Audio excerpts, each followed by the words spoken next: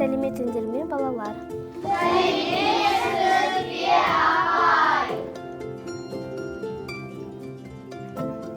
Так, Айнакулова без, Агабеков без, Боранбаева без, Халымова без, Такешев без, Жарасбеков үш, Жаунбай без.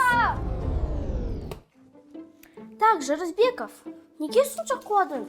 Үш деген жақсы баға емес қой? Мен қуандым, өйткені әкем айтты. Мен 90 бойынша 3 деген баға алсам, ол демалыста мені ауылға апарады.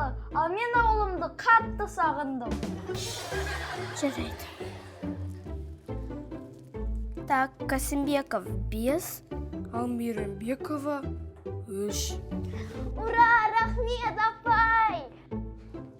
Так, Мейрамбекова, сен неге қуандың?